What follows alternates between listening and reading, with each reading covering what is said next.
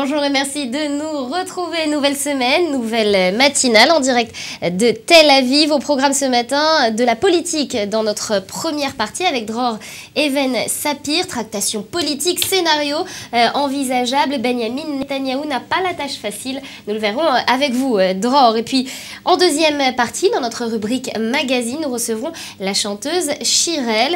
Elle sort un nouvel album et viendra nous le présenter sur le plateau. Mais avant toute chose, un coup d'œil sur l'actualité de ce matin avec Elsa Mimoun. Bonjour Elsa. Bonjour Nathalie. De la neige et encore de la neige. L'état d'urgence a été décrété dans certaines villes des États-Unis. Effectivement, le blizzard a coûté la vie à au moins 7 personnes. 5 États, le Massachusetts, Rhode Island, le Connecticut, New York et le Maine, ont décrété l'état d'urgence. Le nord-est des États-Unis, enfoui sous la neige, a lentement redémarré samedi après des intempéries qui ont paralysé les transports et privé d'électricité plus de 650 000 foyers. Le trafic aérien a repris également lentement samedi matin à New York, mais quelques 1200 vols n'en restaient pas moins annulés. Si la neige a cessé de tomber sur la mégalopole, ce n'est pas le cas sur tout le nord-est du pays, touché depuis vendredi par un vent violent accompagné de fortes chutes de neige.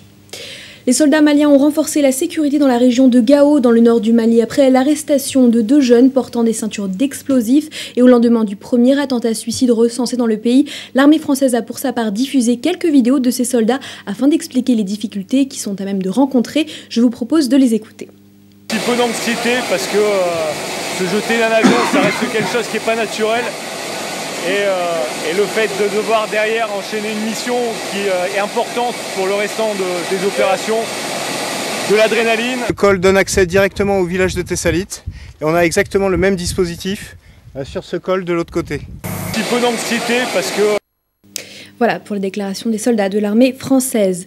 Le parti islamiste Ennahda au pouvoir en Tunisie est en proie à une crise ouverte. Samedi, le Premier ministre Ahmadi Djebali a menacé de démissionner à défaut de pouvoir former un gouvernement apolitique après l'assassinat mercredi, je vous le rappelle, de l'opposant Chokri Belaïd. Cette annonce survient au moment où plus de 3000 personnes ont manifesté samedi à Tunis à l'appel d'Ennahda pour désavouer le Premier ministre. La manifestation a vilipendé aussi l'ingérence de la France après les propos du ministre de l'Intérieur Manuel Valls, qui a dénoncé un fascisme islamiste en commentant l'assassinat de l'opposant dont les proches ont pointé du doigt Ennahda. Je vous propose d'écouter ces déclarations.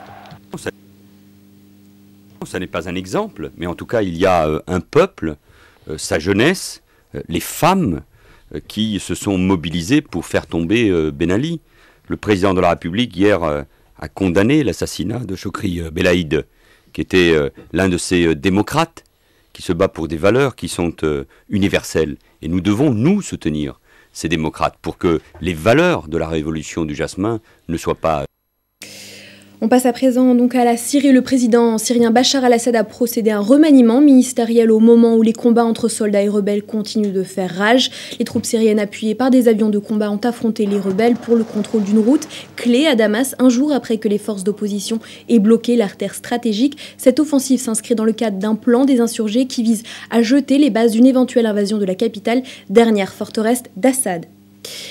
Le tribunal administratif du Caire a ordonné la suspension du service de vidéo en ligne YouTube pour 1 mois en Égypte pour avoir permis la diffusion d'un film jugé insultant pour le prophète Mahomet. C'est ce qu'ont rapporté les médias officiels. La justice administrative a demandé au ministère de la Communication et de l'Investissement de bloquer l'accès au service de Google. C'est ce qu'a précisé l'agence de presse MENA. Tourné en Californie, le film incriminé avait provoqué de violentes manifestations en septembre dernier, notamment en Égypte et en Libye. Israël n'a aucune chance de signer un accord de paix définitif avec les Palestiniens et devra chercher à conclure à la place un accord transitoire. Ce sont les propos de l'ex-ministre des Affaires étrangères Avigdor Lieberman qu'il a prononcé lors d'une émission télévisée israélienne. Cette déclaration semble destinée à modérer les attentes nées de l'annonce de la visite du président américain Barack Obama en Israël et dans les territoires palestiniens au printemps prochain. Dans un entretien, donc, Avigdor Lieberman a mis l'impasse actuelle des négociations sur le compte du printemps arabe qui a selon lui à conforter les mouvement islamiste hostile à Israël, dont le Hamas au pouvoir à Gaza.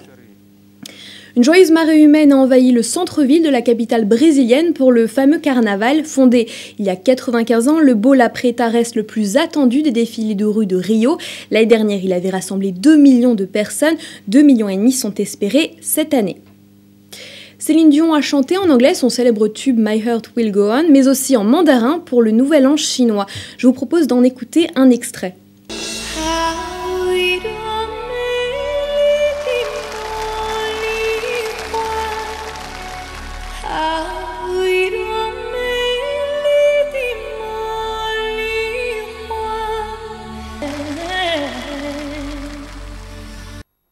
Donc cette prestation, vous l'avez vu, s'était déroulée lors d'une émission spéciale diffusée en direct sur la télévision d'État chinoise.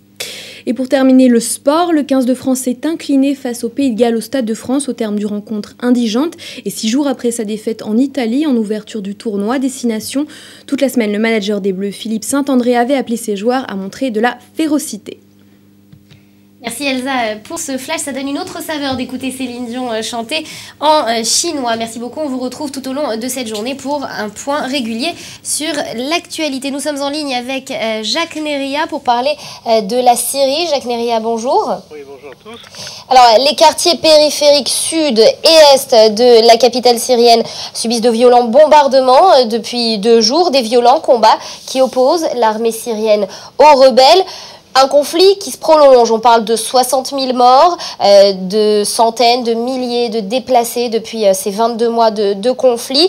Est-ce qu'on peut ou pas se débarrasser de ce conflit, mettre un terme à ce conflit avec ou pas une intervention extérieure dans un régime qui est aussi structuré et surarmé que celui de Bachar el-Assad?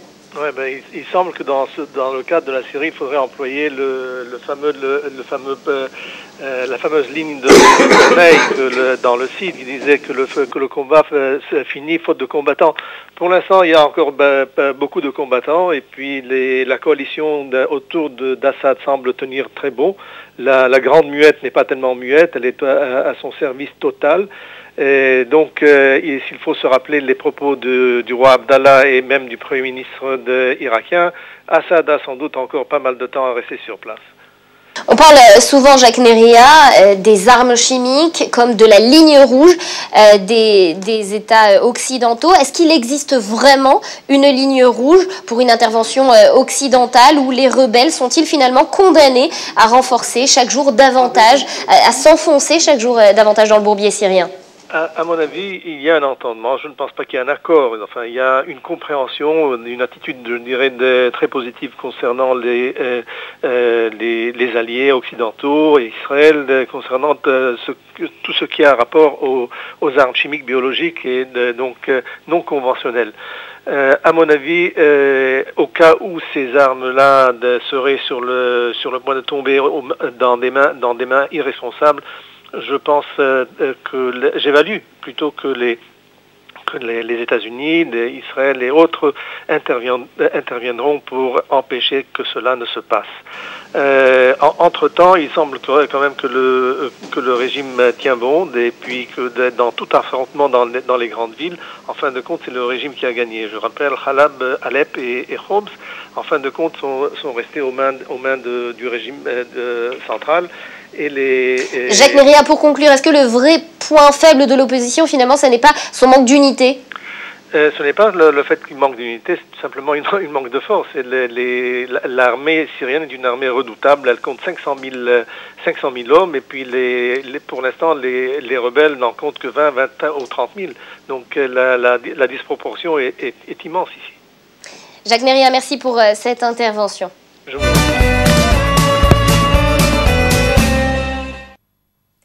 On parle à présent de politique israélienne, la formation de la nouvelle coalition. Benyamin Netanyahou n'a décidément pas la tâche facile. Dror Even Sapir, bonjour. Bonjour Nathalie. Alors ça fait 8 jours très exactement que Benyamin Netanyahou a commencé les négociations pour former un nouveau gouvernement. 8 jours sur 28 dont il dispose. Où en est-on aujourd'hui ?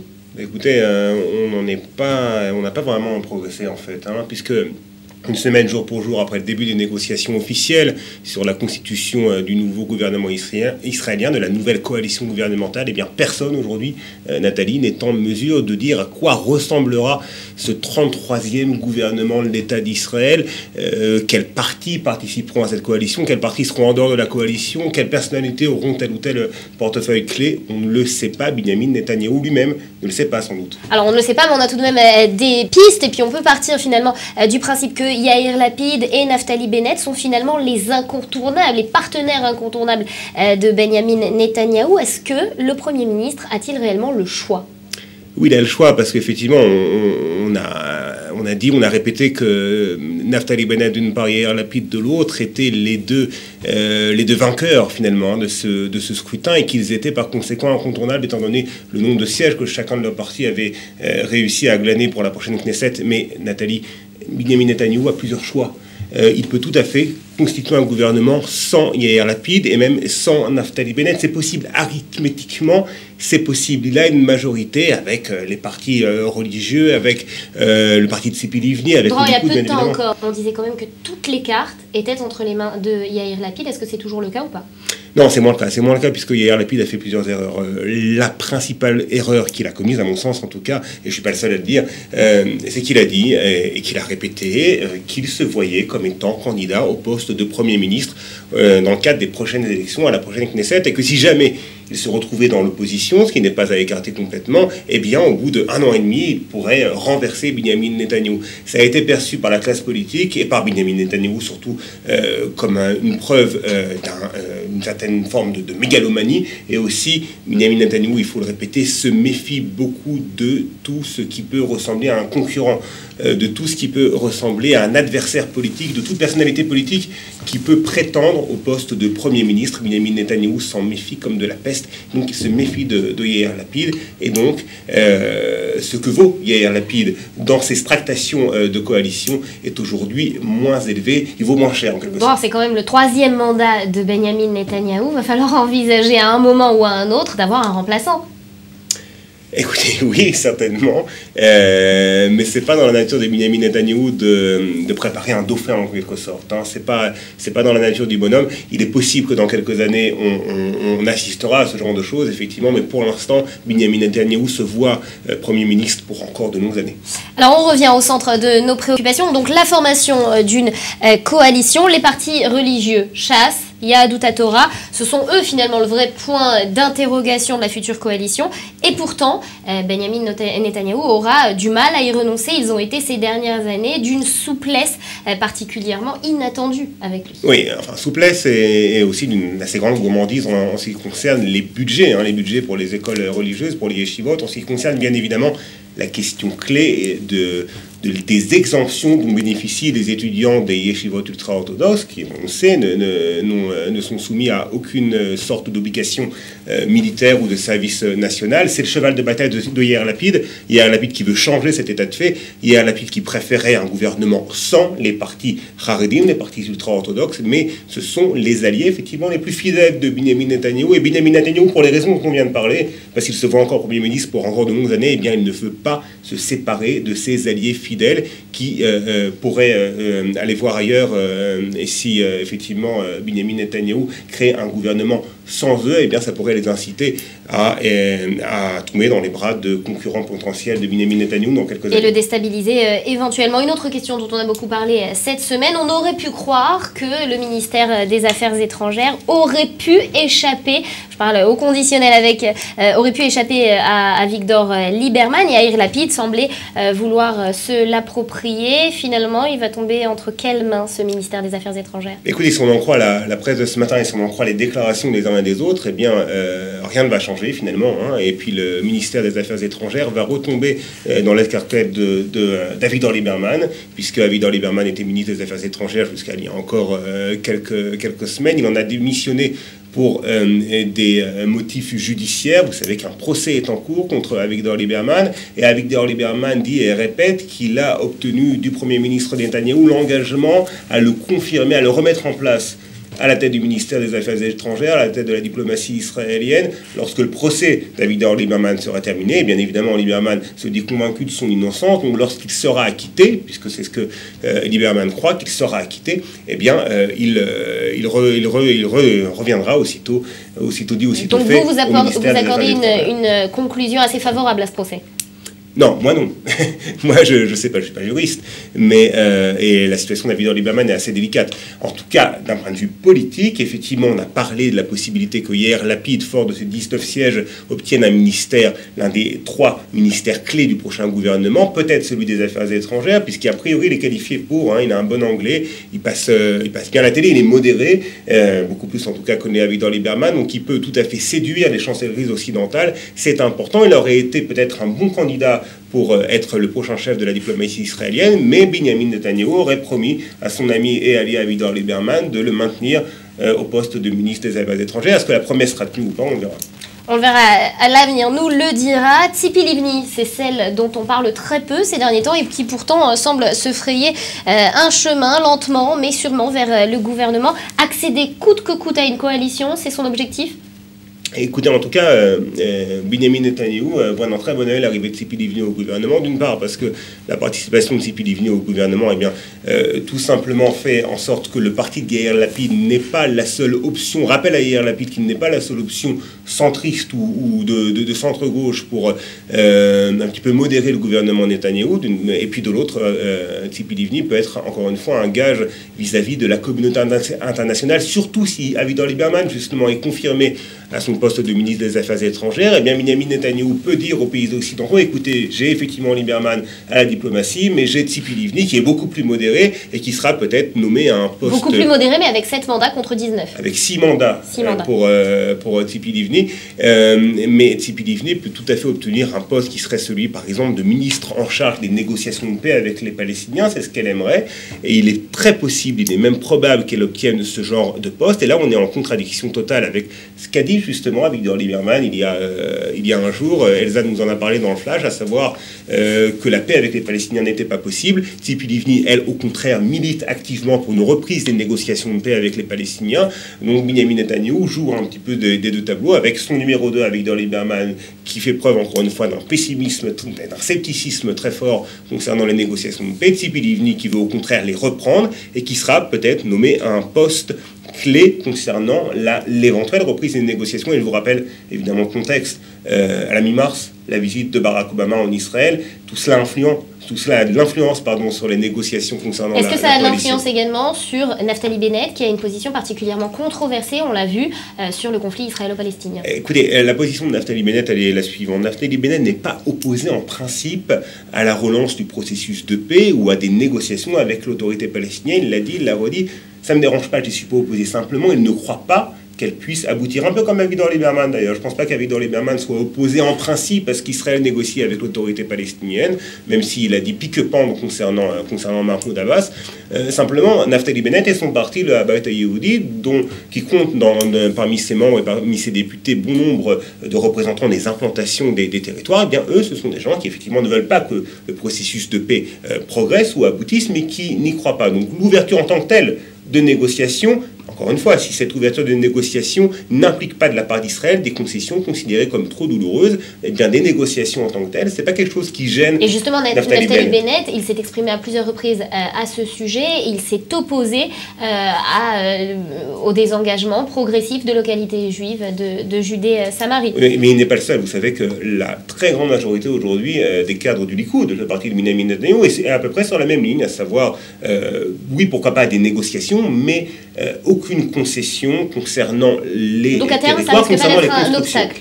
Pardon ? À terme, ça ne risque pas d'être un obstacle entre les deux hommes ? À terme, ça risque d'être un obstacle si Israël est amené à faire des concessions. Et si Israël, par exemple, si l'administration américaine demande le gel des constructions dans les localités de Judée-Samarie, dans les implantations des territoires, eh bien là, Naftali Bennett, futur éventuel partenaire privilégié du gouvernement Netanyahou, pourrait dire jusque-là, c'est notre ligne rouge, nous quittons la coalition.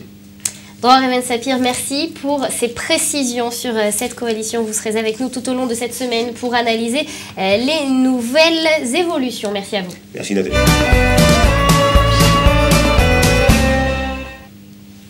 Chirel, la politique, c'est pas votre truc? Non, pas trop.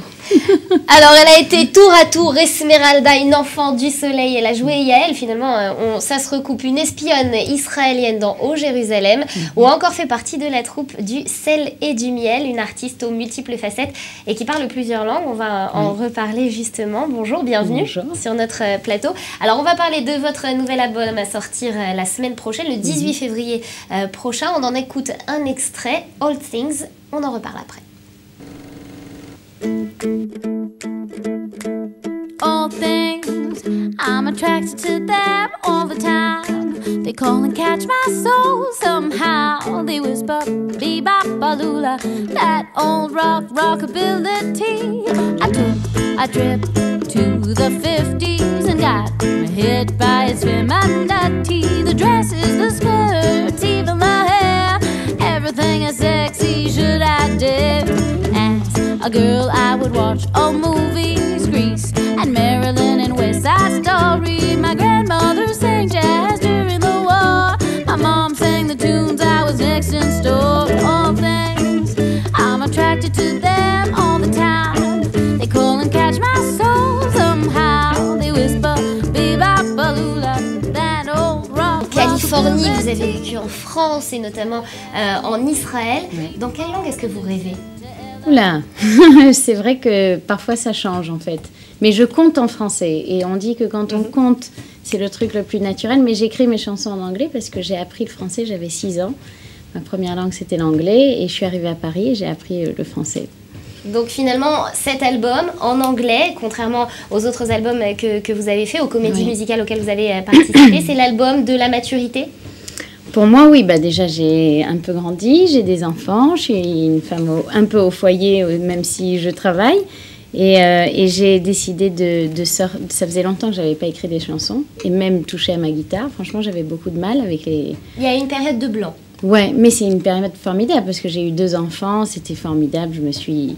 Voilà, j'ai... Épanouie, vraiment formidable. Et puis en même temps, après, je me suis dit, bon, mais quand même, j'ai des choses à donner autres que tout ce que je donne à mes enfants et à mon mari. Et donc, j'ai pris mon carnet et puis tout d'un coup, tout est sorti, mais très facilement.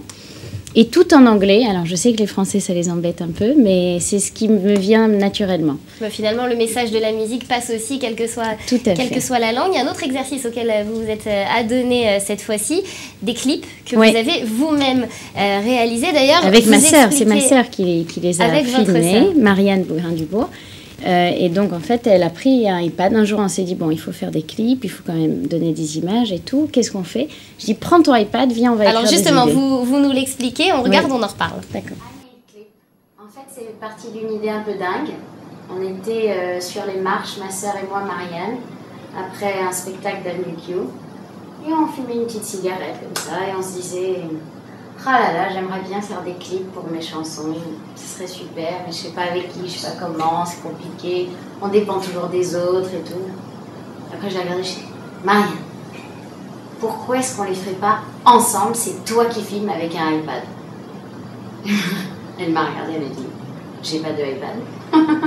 Après elle m'a dit, je sais pas le faire, j'ai jamais fait ça.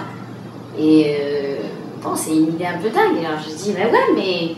il faut essayer, quoi. Je suis sûre qu'on peut y arriver, on a plein d'idées, on est là, on est bien l'une avec l'autre, je suis sûre que ça peut marcher. Viens, on essaye de trouver des idées.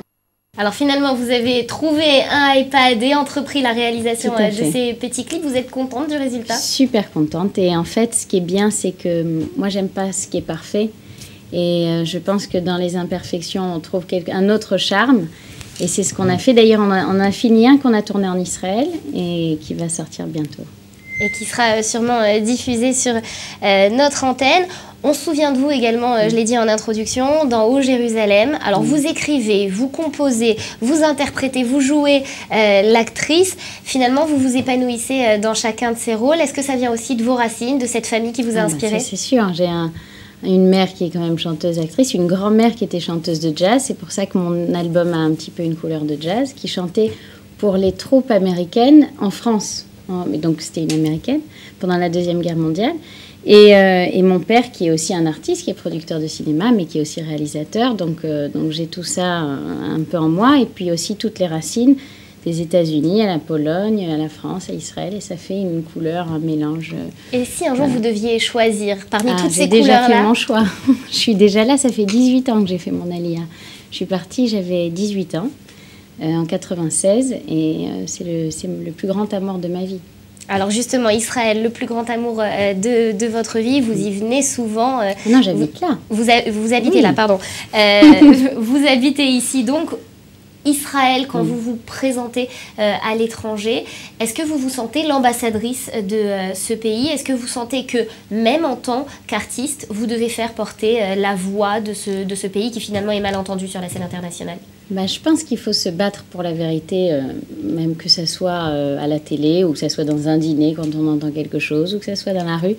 Mais je me suis beaucoup prononcée il y a quelques années. Ça fait beaucoup de tort, surtout, c'est-à-dire que c'est dangereux, en fin de compte, parce que j'ai 600 000 personnes sur des sites autres qui veulent ma mort, concrètement. Est-ce que vous regrettez de vous être prononcée ? Je me regrette pas du tout. Si je devais le refaire, je le referais, et je le referais si on me repose les mêmes questions, parce que c'est qui je suis fondamentalement. Mais je sais pas si les gens peuvent vraiment comprendre, et peut-être que c'est fait exprès, puisque moi j'ai peut-être un côté un peu spirituel, comme dans la paracha où on dit que Dieu a fermé le cœur de Pharaon, et ben peut-être que Dieu a fermé le cœur des nations pour une raison spéciale, parce que c'est quand même incroyable que personne ne voit des choses aussi claires que nous. Alors, en dehors de ça, est-ce que vous pensez que c'est le rôle d'un artiste de venir défendre des conceptions, des idéologies nationalistes finalement et politiques ? Je crois pas, mais quand on nous pose les questions, c'est très difficile de dire « Oui, mais moi, je ne suis qu'une artiste, je ne sais que chanter ». J'ai plein d'autres pensées, mais c'est vrai qu'il faut faire très attention. Et moi, j'ai dépassé la ligne. Il y a quelques temps, hein. Là maintenant je ne sais pas si je ferai exactement pareil, mais enfin bon, on verra. Donc, musique et politique finalement, deux domaines qui peuvent interagir. Avec précaution. Très, surtout avec Israël. Merci Shirel de votre présence ce matin. Alors on le rappelle, votre nouvel album Old Things qui est à sortir le 18 février prochain. Vous allez en tournée en France pour le présenter, en tournée sur les plateaux télé ? Tout à fait, je vais aller sur les plateaux télé où j'espère on va m'accueillir en tant que Shirel et pas Shirel israélienne. On va bien voir, c'est la semaine prochaine. Et sinon j'ai aussi décidé de chanter en hébreu puisque j'habite ici. Donc j'ai fait traduire mes chansons en hébreu et je vais bientôt faire des concerts ici. C'est le prochain projet ? Voilà. Le prochain projet, donc Shirel, qu'on attend en anglais, en hébreu. Écoutez-la, on se quitte en musique. All things, I'm attracted to them all the time. They call and catch my soul somehow. They whisper, bebop-balula, that old rockability.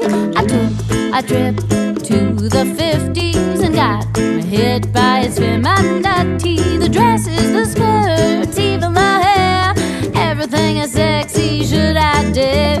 As a girl I would watch all movies, Grease and Marilyn and West Side Story. My grandmother sang jazz during the war. My mom sang the tunes, I was next in store. All things, I'm attracted to them all the time.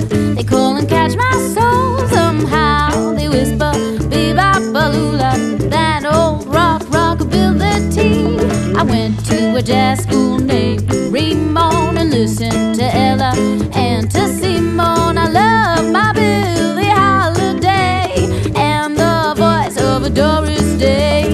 All things, they call and catch me somehow. They whisper to me right now, bebop-balula, that old rockability. My man came along, I was almost 30. He gave me the key to the wife I should be. His words grew in me like a rose. I feel like a woman and it shows. All things, I'm attracted to them all the time. They call and catch my soul somehow. They whisper, bebop-balula, that old rockability. All things, they call and catch me somehow.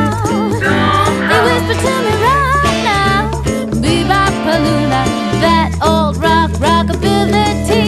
All things, I'm attracted to them all the time. They call and catch my